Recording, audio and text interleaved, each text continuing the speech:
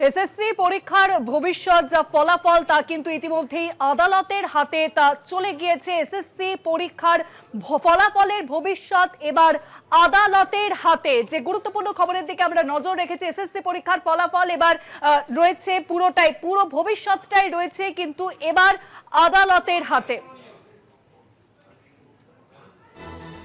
আজ আমরা জানি যে একাদশ দ্বাদশে পরীক্ষার ফলাফল ঘোষণা হওয়ার কথা, সন্ধ্যেবেলার মধ্যেই সেই ফলাফল ঘোষণা হওয়ার কথা, কিন্তু এই মুহূর্তে যে খবর সামনে আসছে এসএসসি পরীক্ষার ফলাফলের ভবিষ্যৎ পুরোটাই আদালতের হাতে। তাহলে কি পরিস্থিতি তৈরি হতে চলেছে, ইতিমধ্যেই সেই নিয়ে কিন্তু তৈরি হয়েছে সন্দিহান পরিস্থিতি।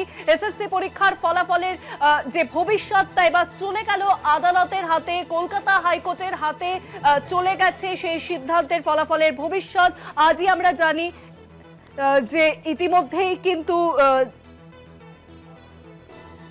আরো জানাবেন, ফোন লাইনের সঙ্গে রয়েছে প্রতিনিধি পীযূষ কান্তি নাগ। পীযূষ দা, দেখো, এসএসসি পরীক্ষার ফলাফলের ভবিষ্যৎ নির্ভর করবে কলকাতা হাইকোর্টের মামলার উপরে।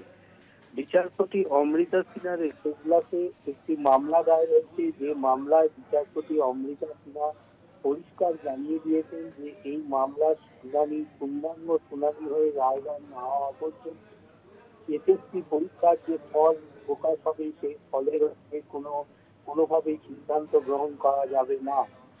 আগের শিক্ষাগত অভিজ্ঞতার প্রেক্ষিতে যে নম্বর দেওয়া 10 নম্বর দেওয়ার জন্য যে নির্ধারিত করা হয়েছে এসএসসির পক্ষ থেকে, এই এসএসসির পক্ষ থেকে সেই সিদ্ধান্তকে চ্যালেঞ্জ জানিয়ে মামলা দায়ের হয়েছে।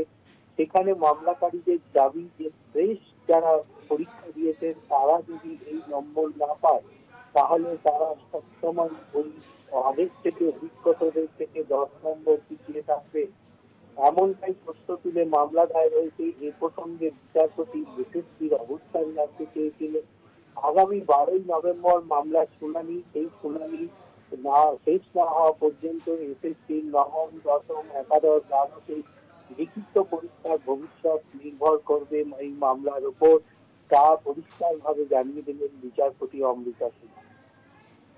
অনেক ধন্যবাদ পীযূষ দা, ফোন লাইনের সঙ্গে ছিলেন প্রতিনিধি পীযূষ কান্তি নাগ। এসএসসি নবম, দশম এবং একাদশ দ্বাদশের লিখিত পরীক্ষার ভবিষ্যৎ নির্ভর করছে এবার আদালতের উপর, নির্দেশে জানালেন বিচারপতি অমৃতা সিনহা। এই মামলার পরবর্তী শুনানি রয়েছে আগামী 12ই নভেম্বর।